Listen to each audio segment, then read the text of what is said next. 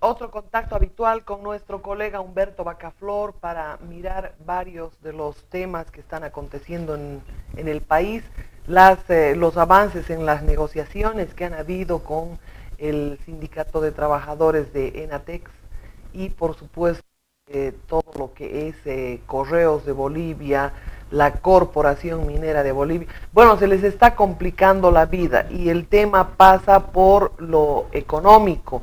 Ya les contábamos que Maduro estuvo en Bolivia el pasado año a retirarse los vehículos, tema que no ha sido reflejado por ningún medio de comunicación. De ello vamos a presentarles una investigación completa que devele qué es lo que está aconteciendo en el relacionamiento, por lo que representa el endeudamiento que tiene Bolivia con Venezuela. Está con nosotros nuestro colega Humberto Bacaflor, un fuerte abrazo. Humberto, bienvenido, buen día. El tema del narcotráfico es un tema muy, pero muy importante en este momento. Sí, yo creo que es una obligación de todo periodista hablar acerca de la realidad. Y una de las realidades más fuertes, más contundentes que hay Bolivia es el narcotráfico. Entonces, ignorar el narcotráfico porque dice que no hay estadísticas y no sé qué, me parece que es un pretexto.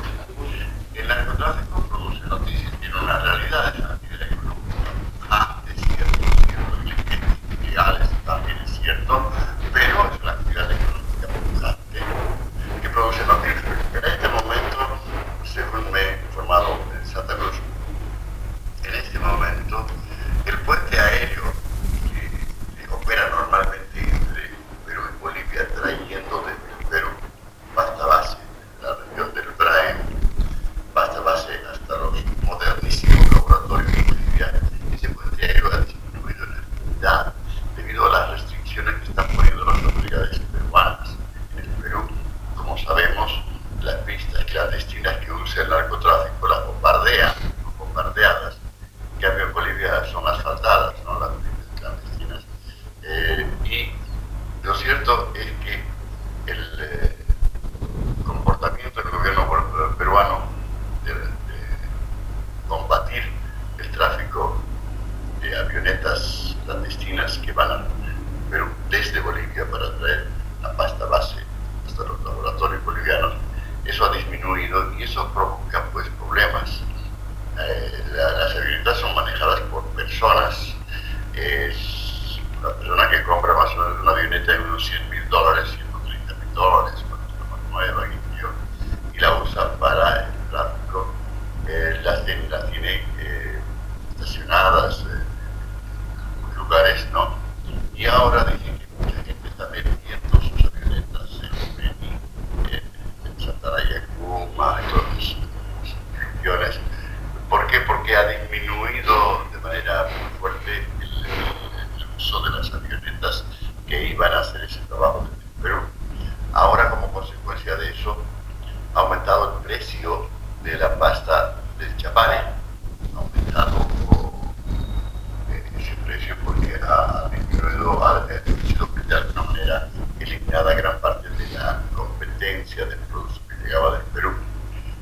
Ha aumentado el precio, pero al mismo tiempo la producción del chapare está enfrentándose a otro problema, también generado por países vecinos, porque este asunto que afecta al puente aéreo ha sido provocado por una decisión del gobierno peruano.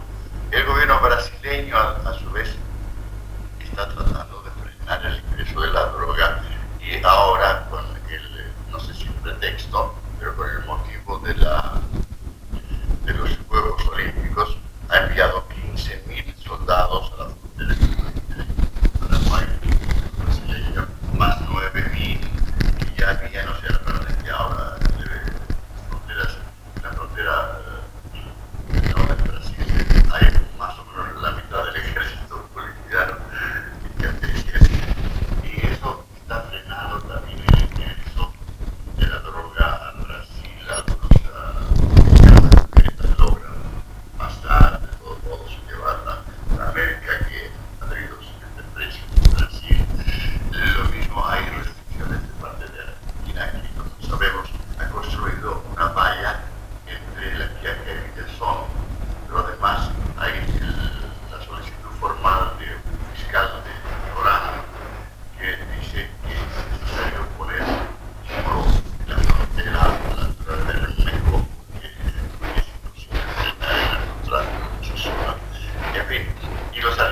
está tomando medidas.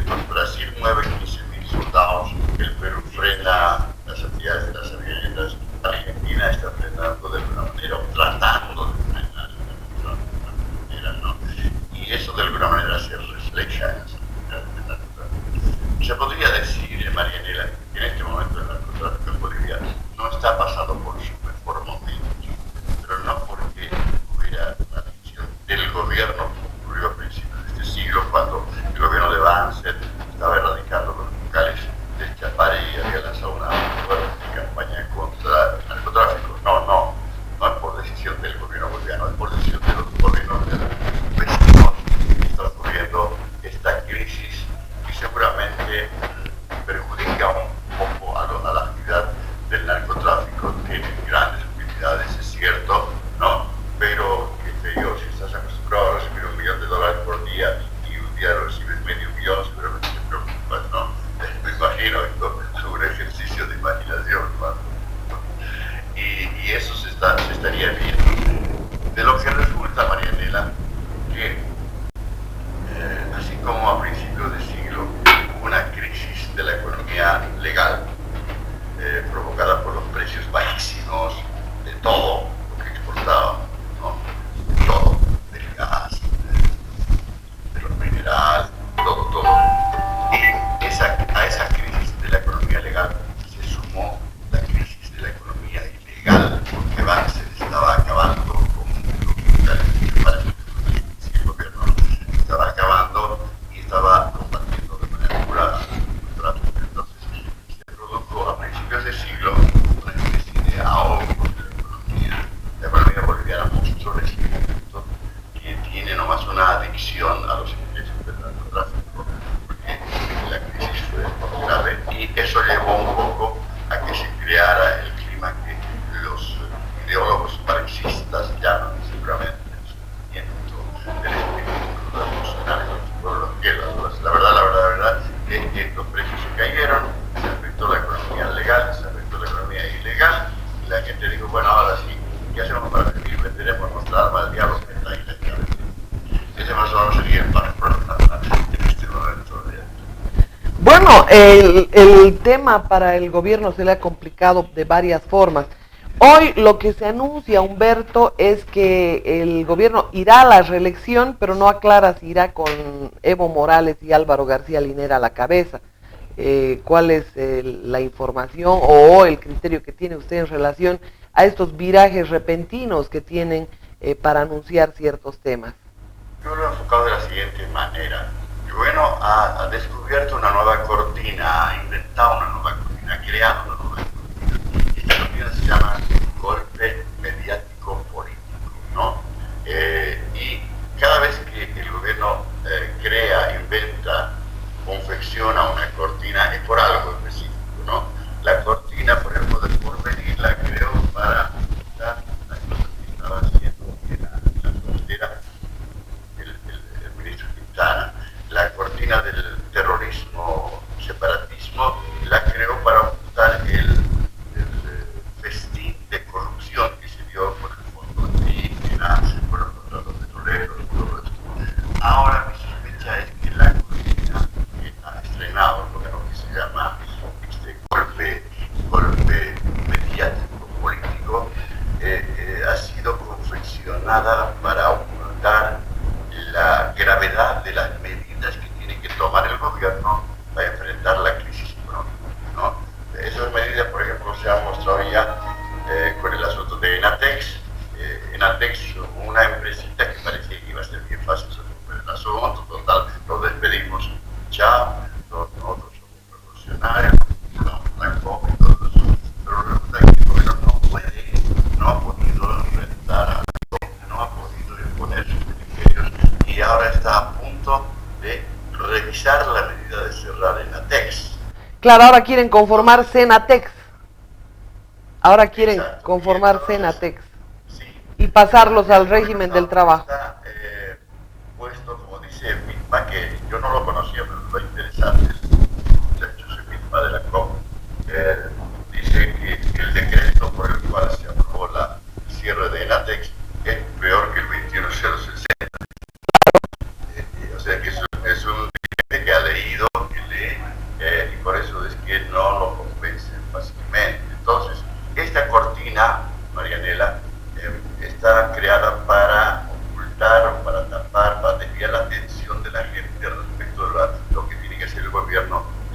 desesperadamente para tratar de resolver la crisis económica, ¿no? Si nos hemos enterado de que la empresa Moody's, una calificadora de riesgo, ha pasado la calificación de Bolivia de estable a negativa, la perspectiva, dice los exquisitos, la perspectiva ha pasado de estable a negativa. Eso quiere decir que los papeles de la... En el caso de Entel dirá usted también, Humberto. Sí, en todos los casos, ¿no? Entonces, están calificando mal la situación de la economía boliviana. Ha sido detectada desde el exterior como una crisis, ¿no? Y eso, ¿cómo puedes explicarlo dentro del país cuando estás diciendo está garantizado el segundo aguinaldo el próximo diciembre, no va a haber crisis? Y resulta que todos los sectores de la economía están en crisis, todos están en crisis, ¿no? Mira, el asunto de hidrocarburos, estamos mandándole el gas natural a la Argentina, lo que necesita la Argentina, aunque nos hemos comprometido a vender a la Argentina, no podemos cumplir con ese contrato. Estamos mandando menos gas también a Brasil, no podemos. Y ahora parece que se ha de alguna manera aumentado el volumen a Argentina, lo necesitaría. El gobierno boliviano ha corregido algunos problemas y está mandando nuevamente un poco más de gas a la Argentina, lo que ha hecho que en Buenos Aires, ¿no?, la restricción de venta de gas natural a los vehículos, que era de 5 horas la semana pasada, ahora se hace solamente 2 horas, 3 horas nada más. Entonces, no es que Bolivia esté cumpliendo totalmente con el compromiso de enviar el gas a los volúmenes convenidos a Argentina, sino que ha mejorado, ha aumentado un poquito el volumen. ¿Qué quiere decir eso? Porque como no ha aumentado la producción, ¿qué quiere decir? Que Bolivia está mandando un poco más de gas quiere decir que le está restringiendo el gas a los bolivianos, porque no hay de dónde, ¿no? Tienen que desvestir un santo, y el santo que está desvistiendo es el consumo interno. De la demanda interna, que son 12,5 millones de metros. Se habrán olvidado del discurso inicial que mencionaba que el gas era primero para los bolivianos, ¿no? Esa historia ya no la toman en cuenta. Claro, dice la Constitución. La ley, pero bueno, sabes la cosa, ¿no? El asunto del Mutum, que no avanzó porque no había gas para la siderurgia, ¿no? No se puede hacer siderurgia sin calorcito de ese ingeniero, sin una fuente de energía y no un buen punto, ¿no? Entonces, o sea, ahora, hay un tema, Humberto. Que la están estrenando ahora, ¿no? Claro. Hay un tema que le consulto a usted cuál es el criterio que tiene. Resulta que ahora, curiosamente, el presidente Evo Morales menciona que no sabía que el contrato que tenía la empresa Enatex era de alquiler. ¿Debemos creer esta versión? ¿Será que, bueno, yo sospecho que hay mucha gente haciendo grandes negociados con desconocimiento de Evo Morales, pero obviamente no quiero justificar bajo ninguna circunstancia su postura, pero en cada departamento, además de lo que representa el tener un gobierno de las características que tenemos, se han incrustado una cantidad de gente que está haciendo de las suyas con todo lo que es las entidades públicas. Esta versión que ha mencionado el presidente, que no conocía las condiciones del contrato, ¿usted la cree, Humberto? ¿Qué opinión tiene sobre este tema? No sé si se puede. Bueno, hasta lo han llamado a declarar a Fernando del Rincón, acuérdese. Es decir, para mí eso es más que show, ¿ah? Él cree que como en una producción de cine o de video puede retroceder la cinta de la historia y borrar cosas que él mismo dijo, ¿no? Claro. Entonces ahora resulta que es un golpe mediático, político, eso de que los medios hubieran repetido lo que él dijo. Eso es un golpe mediático, político, repetido lo que él dijo, repetido lo que dijo la Gabriela Zapata, repetido lo que dijo Kim Quintana, repetido lo que dijo el vicepresidente, y todo lo que repitieron los medios, ¿no? Y además me imagino que ese periódico New York Times, que publicó un artículo muy bonito que se llamaba El peor novio de Bolivia, ¿no? Decía que Evo Morales era el peor novio de Bolivia porque a su novia la había mandado a la cárcel y además la mantenía incomunicada. Todo eso, o sea, también el New York Times va a estar en el cártel de la mentira y en esta conspiración. No sé, realmente, o sea, me preguntas de Enatex, yo no sé qué sabrá pues del gobierno él en realidad, ¿no? Es cierto, se ha revelado que en realidad no fue venta, sino un alquiler, $45,000 al mes, ¿no? Y que cobraba Marcos Berkeley. Bueno, ¿y la empresa estaba quebrada o no estaba quebrada? Que fue un operativo de salvataje con sobornos, como hicieron con algunas entidades bancarias. Es una cosa que hay que explicarla, ¿no ves, Marianela? Ametex era una empresa muy exitosa mientras se beneficiaba del acuerdo con Estados Unidos por el cual podía enviar a Estados Unidos sus productos sin el pago de aranceles. Esa era la ventaja que daba el ATPDA. Correcto. ¿No? Esa era la ventaja. ¿A cambio de qué? De que Bolivia se comprometa a reducir los locales ilegales y a combatir al narcotráfico. Pero el Supremo Gobierno de la Nación, el gobierno revolucionario, plurinacional y multilingüe y todo eso, decidió no atenerse ya a la TPDA y por lo tanto no comprometerse a reducir los locales ilegales, y Estados Unidos le suspendió esa ventaja a Bolivia. Entonces la empresa que había sido tan exitosa cuando no pagaba aranceles, resulta que se encontró en una situación imposible cuando tenía que pagar aranceles y ya no pudo seguir operando. Pero ¿quién mató a esa empresa? Pregunto, ¿quién mató a esa empresa? El empresario que la estaba manejando y que de pronto se vio que ya no podía exportar más por una decisión del gobierno. ¿Mató el empresario o el gobierno que tomó esa medida? Esa es una aclaración que hay que hacer. El gobierno que tomó la medida. Está muy buena la aclaración, Humberto, pero en todo caso no podemos dejar de lado que hay sospecha de corrupción en todas las acciones que hace el gobierno. No creo que les hubiera dolido la conciencia de haber liquidado tantas empresas. Yo creo nomás que todos los temas que ha encarado el gobierno en materia de crear empresas, de nacionalizaciones, lo ha hecho en medio de una desmesurada corrupción.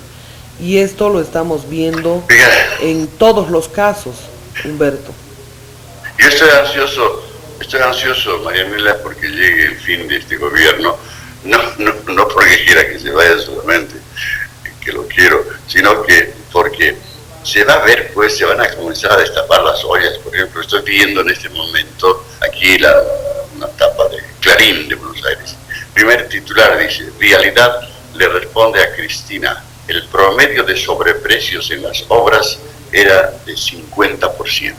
O sea, han sido mesurados, aquí le han pegado hasta el 200%. 50%. Entonces, cuando caiga este gobierno, pues van a comenzar a aparecer las cifras. Por eso es que yo en un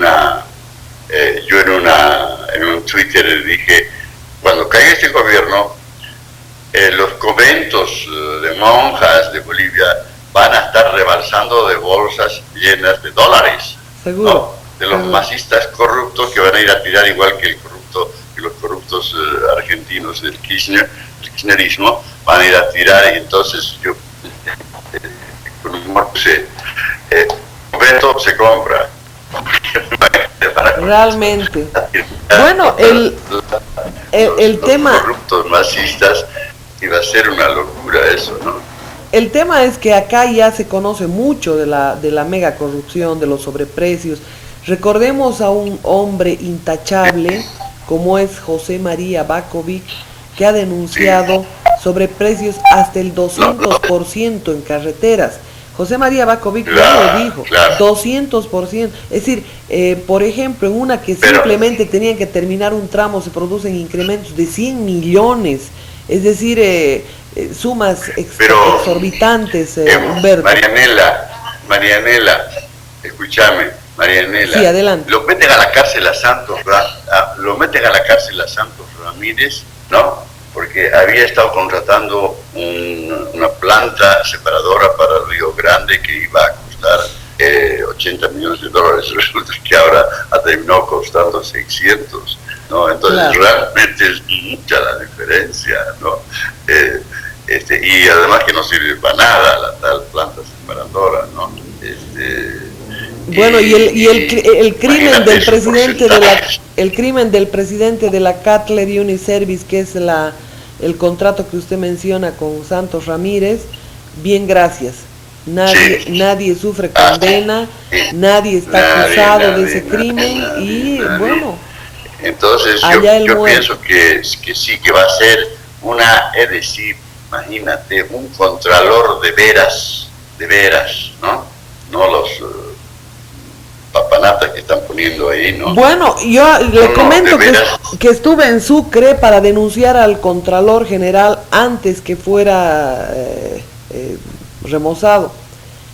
Ahora, Claro. lamentablemente no me alcanzó el tiempo en la mañana del día 25, del 24, era feriado, es decir, trabajaba en horario continuo, al día siguiente feriado, al otro día Corpus Christi. Pero tengo lista la denuncia contra Gabriel Herbas, que es una persona que ha conestado toda la corrupción. Y tienen que saber que el Procurador General del Estado, el Contralor General del Estado, todas las personas que están mandadas a defender los bienes, el dinero, el patrimonio del Estado, son corresponsables de toda esta mega corrupción que hay. Y, por supuesto, aquellos funcionarios públicos que también tengan ese tipo de responsabilidades, Humberto. ¿Creen que la cosa ahí termina, que se acabe el gobierno y se quede en la impunidad? Los bolivianos debemos luchar para que estos temas no queden en la impunidad, Humberto. Claro. Pero yo repito una cosa que te dije desde Tarija. Yo creo que hay indicios de que la gente que está muy próxima al gobierno teme que el gobierno se pueda estar despidiendo en algún momento, no sé si ahora o dentro de 4 años. Los cocaleros del Chapare le están pidiendo con insistencia que apruebe la nueva ley de la coca, ¿no? Porque si no la aprueba Evo Morales, ¿quién la va a aprobar? Incrementando el área cultivada legalmente. ¿Quién va a hacer? Entonces, los cocaleros hemos esperado 10 años y no lo has hecho, así que ahora hazlo. ¿Por qué? Porque ya no queremos, no tenemos confianza en que te quedes, ¿no? Algo así. Y las Bartolinas, que son las que trabajan con los cocaleros del Chapare, han dicho ya no vamos a hacer recolección de firmas, vamos a aceptar el referéndum del 21 de febrero, pero tienes que hacer la nueva ley de la coca, es decir, por favor, ¿no? Y tienes que autorizar a que nuestros hijos puedan ir a vender coca en todo el país, autorizar la apertura de no sé cuántos miles de puestos de venta de coca para que sea del productor al consumidor, ¿no? Y está viendo acá, hay mucha preocupación, te digo, acá en Santa Cruz por el asunto de la incidencia de la coca en el cáncer de boca, pero eso es un tema aparte que seguramente los médicos, los oncólogos lo van a analizar, pero hay mucha preocupación en la sociedad cruceña. Bueno, así como el bicarbonato tiene muchísimas bondades, por supuesto el que se acullique con bicarbonato, el propio alcaloide que se extrae de la hoja, sensibilizan la mucosa de la boca, eso es normal. Y sabemos que la boca es el órgano más contaminado del ser humano, normalmente. Entonces esto sumado a ese debilitamiento de las mucosas es natural, es lógico que sea proclive a cualquier tipo de contaminación, Humberto. Qué terrible es ese tema. Y parece que los palitos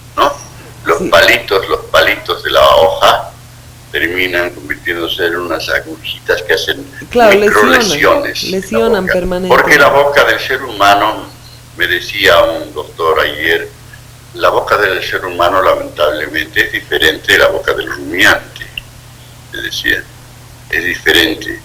El rumiante se puede meter a la boca no sé cuántos vegetales y tener horas de horas, pero te has fijado, por ejemplo, lo protegida que es la lengua de una vaca. La lengua de una vaca tiene un cuero impresionante porque ellos tienen que aguantar y tienen que estar con unas hojas, unos vegetales, pero la lengua del ser humano no, y toda la cavidad bucal es diferente. En fin, hay preocupación. Claro, el tema es muy complicado, pero así como el bicarbonato, le decía, es maravilloso para alcalinizar el cuerpo con medida, obviamente también es muy corrosivo, es muy reactivo y hay que tener cuidado con el tema. Sí. Bueno, a propósito de bicarbonato, sí, llega nuestro amigo Tulio Simoncini, le comento, estará en la conferencia de Bioamérica en Santa Cruz, estará en Argentina y en Perú, y obviamente va a estar en Bolivia, y mucha gente en el país padece de diabetes, no solamente de cáncer. Va a estar en Cochabamba entonces. Va a estar en Cochabamba y espero estemos juntos, Humberto, porque él está dando una batalla sin tregua a la Big Pharma, esa farmacéutica que envenena. Me vas a avisar a tiempo, claro, para que yo prepare mi viaje a la Shaq. Claro que sí. Él le estará dando una conferencia acá sobre el tema de la diabetes y obviamente sobre el tema de oncología. Vamos a procurar que visite todo el país. Es tremendamente importante la presencia de un luchador como de las características de Tulio Simoncini, Humberto. Así que ya me voy despidiendo, un fuerte abrazo. Tenga lindo día y vuelva pronto a su casa. Usted la tiene abandonada, a su esposa. Ahí nos vemos, Humberto. Y nosotros continuamos con el programa. Tenemos varios temas para compartir con ustedes y por supuesto les decimos, no se vayan de la sintonía.